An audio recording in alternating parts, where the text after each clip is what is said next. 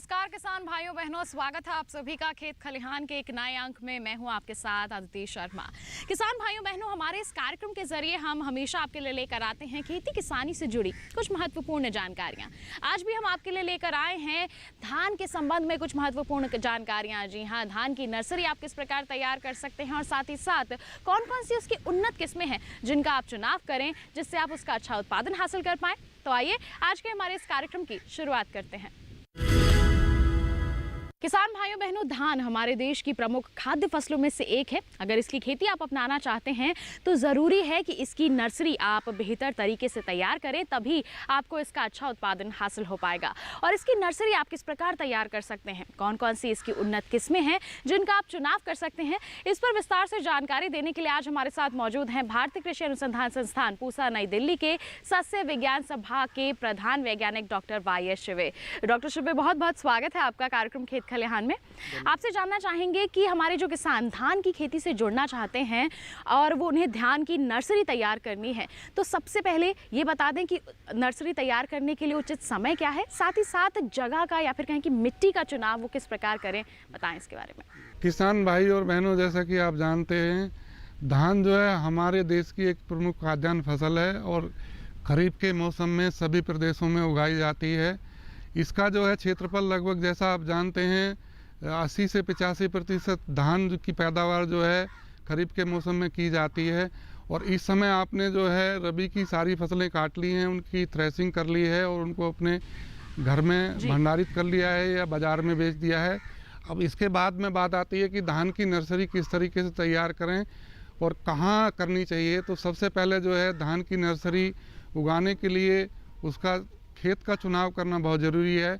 खेत का चुनाव ऐसे स्थान पर करना चाहिए जहाँ पर पानी का स्रोत हो। तो सबसे पहले इस चीज़ का सुनिश्चित करना है, क्योंकि गर्मी के मौसम में धान की नर्सरी उगाने के लिए पानी की ज़रूरत पड़ती है। जहाँ पानी का स्रोत पास हो वहीं नर्सरी उगानी चाहिए। अब इसके बाद बात आती है कि मिट्टी कैसी होनी चाहिए। मिट्टी के लिए ये ज़रूरी है कि मिट्टी जहाँ उपजाऊ उर्वरता, अच्छी उर्वरता वाली मिट्टी होनी चाहिए और उसमें जो है हमारा ऑर्गेनिक कार्बन कंटेंट अच्छा होना चाहिए।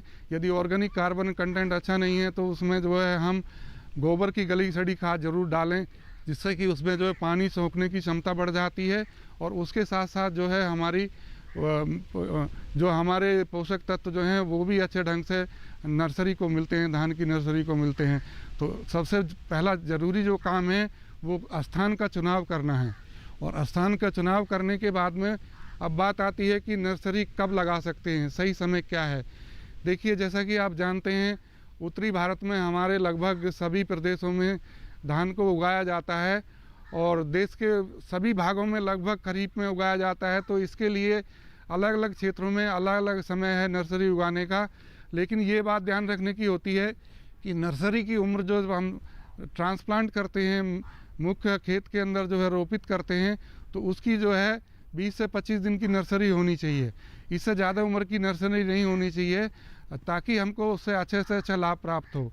जैसे कि कुछ किस्में कम अवधि वाली हैं तो उनके लिए उगाने का समय जो है थोड़ा लेट भी उगा सकते हैं, और मध्यम अवधि की किस्में हैं उनको थोड़ा लेट उगा सकते हैं। लेकिन जो लंबी अवधि की किस्में हैं उनको जो है मई के लास्ट में आप नर्सरी उगाने के लिए मई के आखिरी सप्ताह से लेकर 10-15 जून तक जो है आप नर्सरी लगा सकते हैं, ताकि आपकी नर्सरी की उम्र जो है 20 से 25 दिन के बाद में मुख्य खेत के अंदर जो है रोपित की जा सके।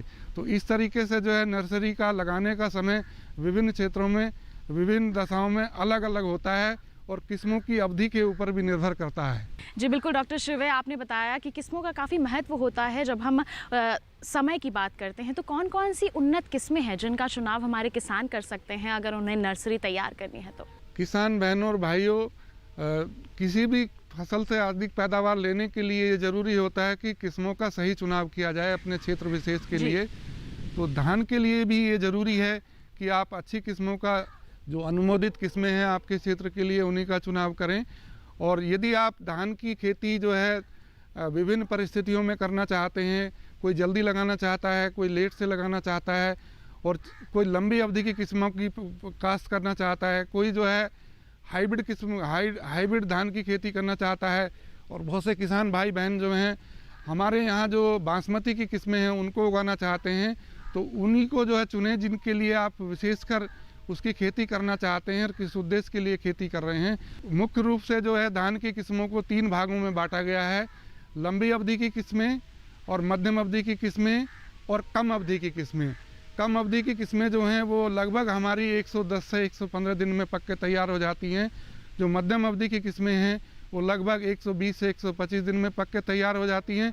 जो लंबी अवधि की किस्में हैं वो लगभग 130 से 150 और 160 दिन में पक के तैयार हो जाती हैं। तो किस्मों का चुनाव जो है अपनी परिस्थितियों के अनुसार करना है, अपने क्षेत्र के लिए करना है।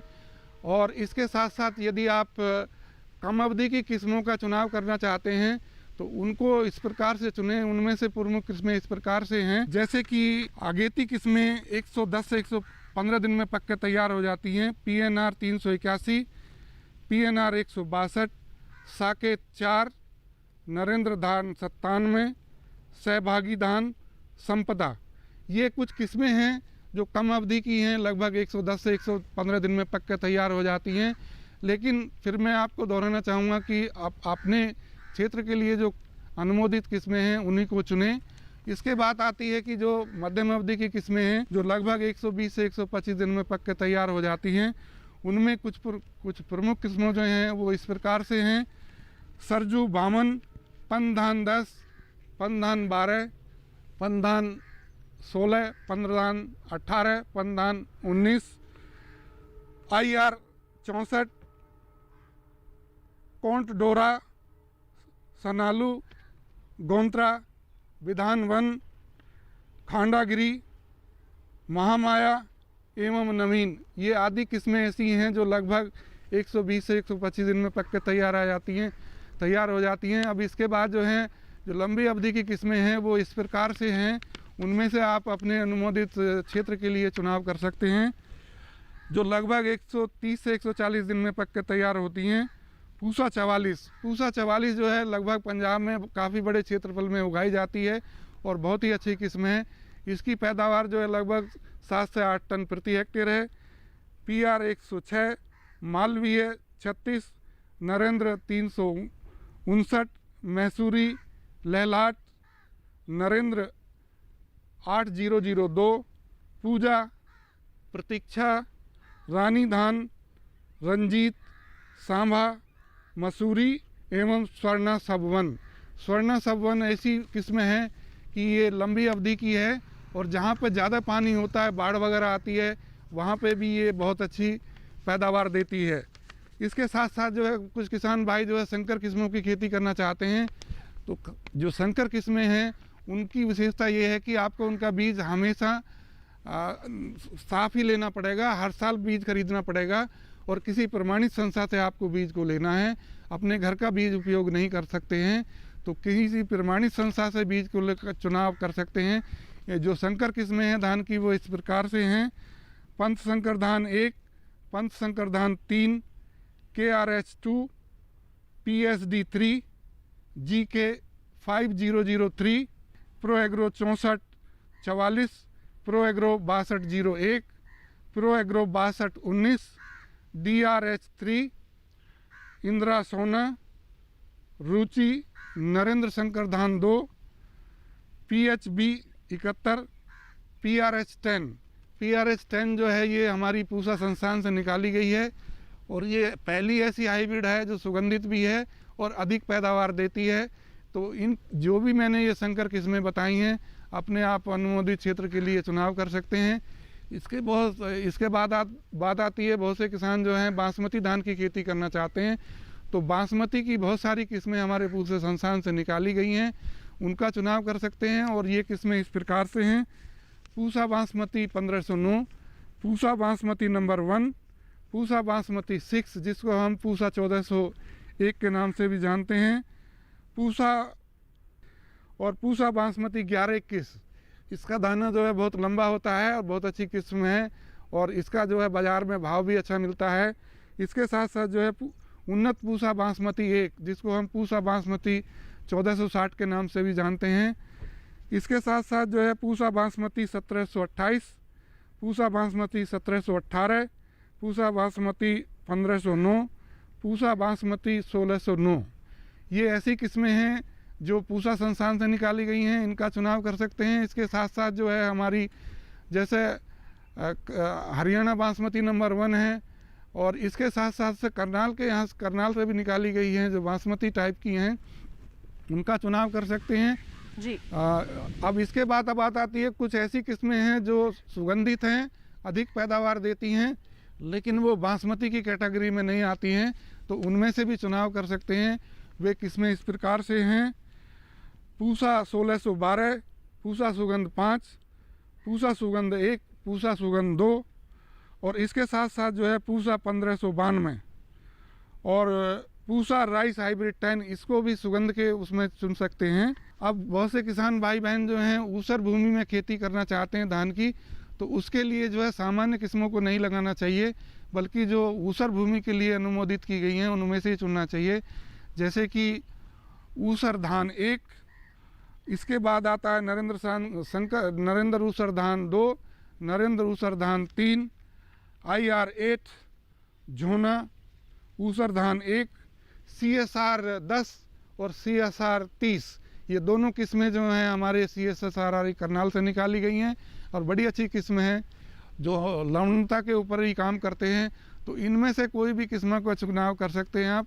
लेकिन मैं ये बताना चाहूँगा किसान भाई और बहनों, अपने क्षेत्र के लिए जो अच्छी अनुमोदित किस्में हैं उसकी जानकारी आप कृषि विज्ञान केंद्र से ले सकते हैं, कृषि विभाग से ले सकते हैं, और इसके साथ साथ जो कृषि विश्वविद्यालय ICAR का कोई भी रिसर्च इंस्टीट्यूट है वहाँ से जानकारी ले सकते हैं।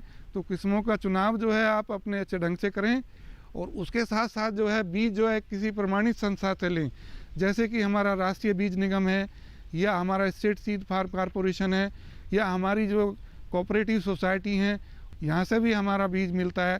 तो यह कृषि विश्वविद्यालय जो भी आपके क्षेत्र में या आपके प्रदेश में है वहाँ से चुनें, और बीज जो है प्रमाणित संस्था से ही प्राप्त करें। जी बिल्कुल डॉक्टर शिवे। तो देखिए किसान भाइयों बहनों, ये थी कुछ धान की प्रमुख उन्नत किस्में जिनका चुनाव आप कर सकते हैं। लेकिन बार बार हमारे कृषि विशेषज्ञ ये भी सलाह दे रहे हैं कि अपने क्षेत्र के अनुसार ही जो अनुमोदित किस्में हैं उन्हीं का चुनाव करें, और उनके बीज आप कहाँ से ले सकते हैं इसके बारे में भी अभी आपको जानकारी मिल गई है। अब बारी आती है कि बीजोपचार किस प्रकार किया जाए, खेत की तैयारी किस प्रकार की जाए, इन सब के बारे में आपको जानकारी देंगे। लेकिन उससे पहले रुकेंगे एक छोटे से ब्रेक के लिए। आप कहीं मत जाइए, देखते रहिए हमारा कार्यक्रम खेत खलिहान और बने रहिए दूरदर्शन किसान पर। हर गांव पर नजर, हर तकनीक पर पकड़, खबर मौसम की हो या हो हाट बाजार, दिखाएंगे देश की प्रमुख हलचल और खेती किसानी से जुड़ी हर बात। देखिए किसान समाचार रोजाना दोपहर 1:30 पर और शाम 7 बजे। बादलों की लुका छिपी, बारिश का हाल, बर्फ की चादर, बदलता रुख हवाओं का, और मौसम के लिहाज से कैसे करें खेती, और भी बहुत कुछ। मौसम खबर लाइव रोजाना सुबह 8:30 पर, शाम 5 बजे और 7:30 पर। ब्रेक के बाद किसान भाइयों बहनों, कार्यक्रम खेत खलिहान में आप सभी का फिर से स्वागत है।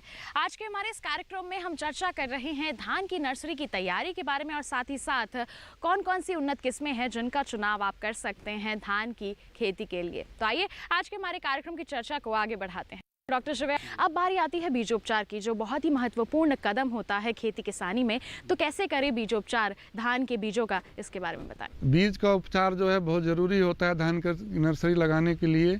तो सबसे पहले बताना चाहूँगा, यदि आप अपने घर का धान यूज कर रहे हैं नर्सरी उगाने के लिए, उसका जो है आप नमक के घोल में 10% नमक के घोल में, अर्थात 10 लीटर पानी में 1 किलो नमक डाल कर उससे उपचारित करें।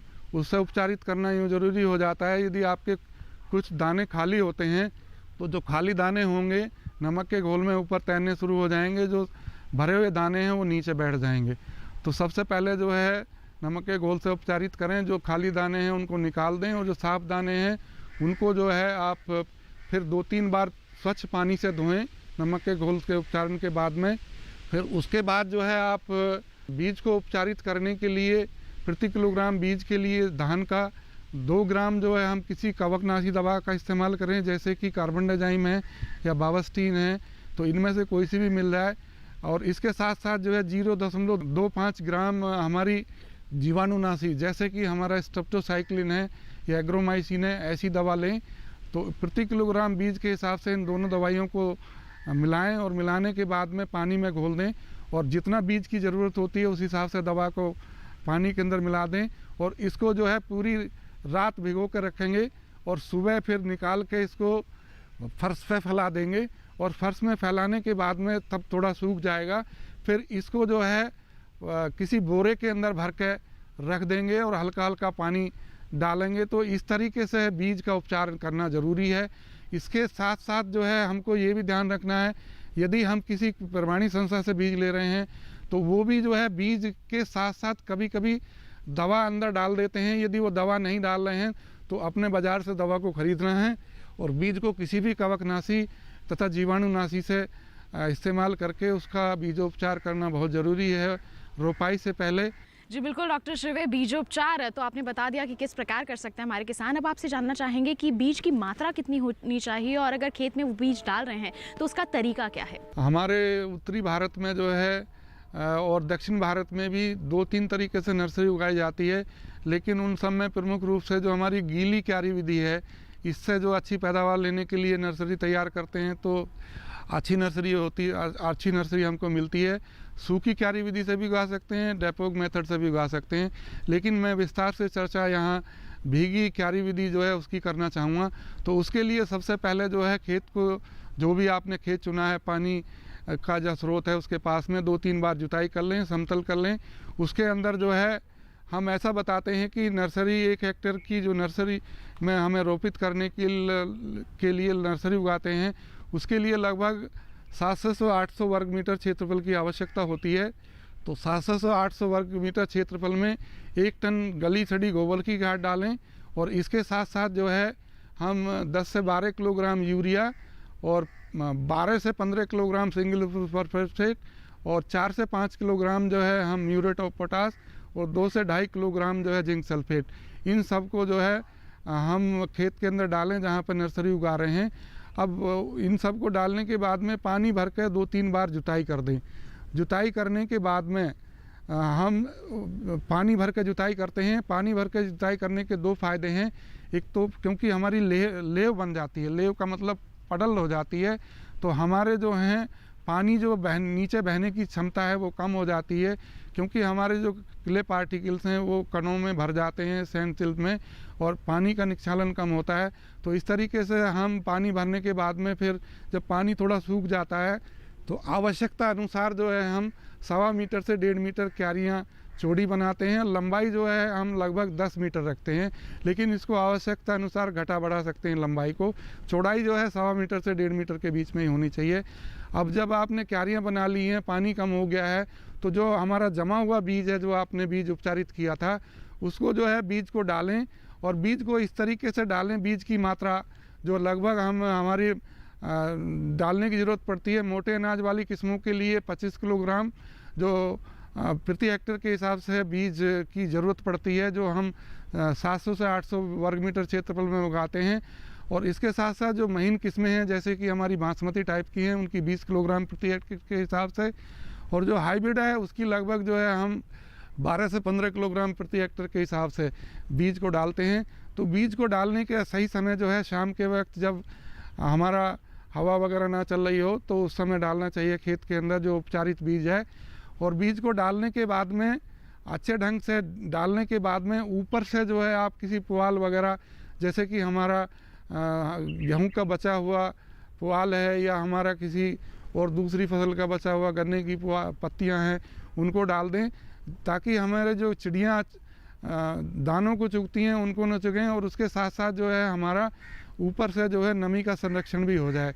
जब इस तरीके से हम बीज को डालते हैं तो हमारा बीज का जमाव अच्छा होता है और हमको अच्छी नर्सरी मिलती है।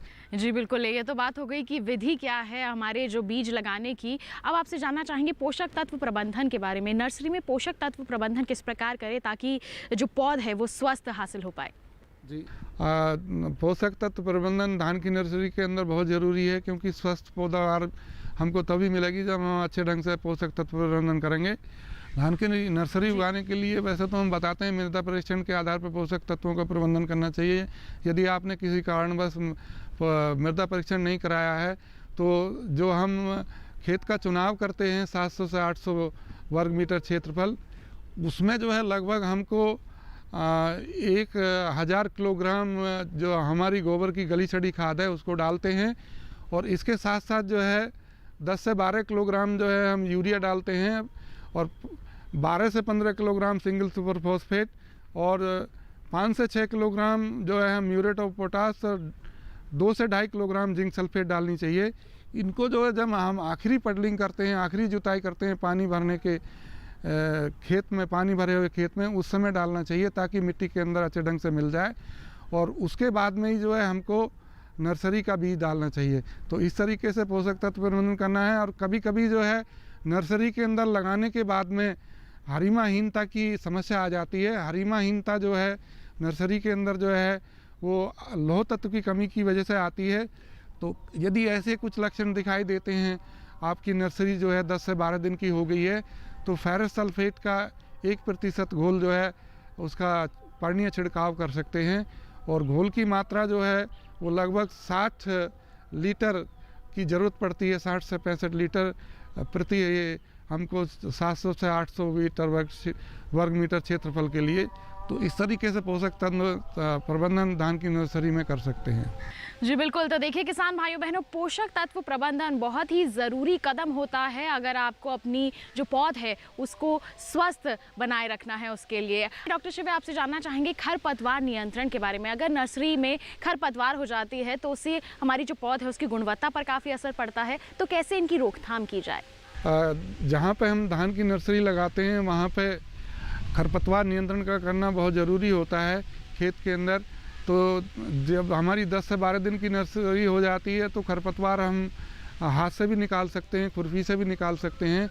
यदि किसी कारणवश जो है धान की नर्सरी के अंदर जो है आप बहुत ज़्यादा खरपतवार आते हैं तो किसी खरपतवार नाशी का इस्तेमाल भी कर सकते हैं, जैसे कि हमारा ब्यूटाक्लोर, जिसको हम मिचेची के नाम से जानते हैं, उसकी जो है 120 मिलीलीटर दवा 100 लीटर पानी में घोल बना के जब हम धान की बिजाई करते हैं, बीज डालने के 2 से 3 दिन बाद कर देनी चाहिए। तो इस तरीके से धान की नर्सरी के अंदर हम खरपतवारों का नियंत्रण कर सकते हैं। जी बिल्कुल। आपसे ये जानना चाहेंगे डॉक्टर शिवे कि हमारे जो किसान हैं वो अपनी नर्सरी में, जो धान की नर्सरी है, उसमें पानी का प्रबंधन किस प्रकार करें? किसान भाइयों, गर्मी के मौसम में जब हम धान की नर्सरी उगाते हैं उस समय पानी की आवश्यकता ज़्यादा होती है धान की नर्सरी के अंदर, क्योंकि हमारा तापक्रम बहुत होता है, और तापक्रम ज़्यादा होने से वाष्पोत्सर्जन भी हमारा ज़्यादा होता है। तो धान की नर्सरी हम जब लगाते हैं, जब हल्का हल्का पानी होना चाहिए खेत के अंदर, और फिर बाद में जो है हमको उसमें खेत में पानी नहीं भरा होना चाहिए, बल्कि नमी मेंटेन करनी है हमको, जब तक उसका अच्छे ढंग से जमाव नहीं होता है। जब उसका जमाव हो जाता है तब हमको हल्का हल्का पानी रखना चाहिए, और पानी की कमी नहीं आनी चाहिए। और इस तरीके से भी ध्यान रख सकते हैं, यदि पानी की कम उपलब्धता है तो फव्वारे से भी हम पानी दे सकते हैं नर्सरी के, जिस क्षेत्र में हम नर्सरी उगा रहे हैं। लेकिन यदि आप पानी जो है किसी पानी के स्रोत से दे रहे हैं, जैसे कि हमारा हाइडेंट है, या हमारा जो ट्यूबवेल है, या हमारा पंप सेट है, या हमारा कैनाल का वाटर है, तो इस बात का ध्यान रखें कि पानी लगाते समय नर्सरी पानी के अंदर डूबनी नहीं चाहिए, बल्कि जो है हल्का हल्का पानी हो। तो इस तरीके से प्रबंधन रखना है, और पानी की कमी भी नहीं आनी चाहिए, इतना कम भी पानी नहीं लगाना है। तो पानी का प्रबंधन जो है गर्मी के दिनों में नर्सरी उगाने के लिए बहुत ही महत्वपूर्ण स्थान रखता है, अच्छी नर्सरी प्राप्त करने के लिए। विशेषकर यदि हमारी हरिमाहीनता की समस्या आती है, लौह तत्व की कमी आती है, तो वो आयरन तत्व की कमी की वजह एक ये भी होता है कि खेत के अंदर पानी न रहना। तो इस चीज़ का प्रबंधन आपको ज़रूरी करना है, पानी हल्का हल्का रखना है, समय समय पर पानी देते रहना है। जी बिल्कुल डॉक्टर शिवे, आपने धान की नर्सरी तैयार करने के लिए और साथ ही साथ किस्मों के चुनाव के लिए इतनी महत्वपूर्ण जानकारियाँ जो हैं हमारे दर्शकों के साथ साझा की, उसके लिए आपका बहुत बहुत धन्यवाद। धन्यवाद। तो किसान भाइयों बहनों, अभी हमारे विशेषज्ञ ने आपको धान के संबंध में बहुत ही महत्वपूर्ण जानकारियां दी। जी हाँ, धान की नर्सरी आप कब तैयार कर सकते हैं, कैसे तैयार कर सकते हैं, कौन सी उन्नत किस्में हैं जिनका आपको चुनाव करना है, बीज कहाँ से ले सकते हैं, बीज की मात्रा कितनी होनी चाहिए, इन तमाम बातों के बारे में आपको बताया। हम उम्मीद करते हैं कि इन तमाम जानकारियों से आप अवश्य ही लाभ लेंगे। अगले अंक में किसान भाइयों बहनों फिर करेंगे आपसे मुलाकात कुछ नई और महत्वपूर्ण जानकारियों के साथ। तब तक के लिए हमें दीजिए इजाजत। नमस्कार।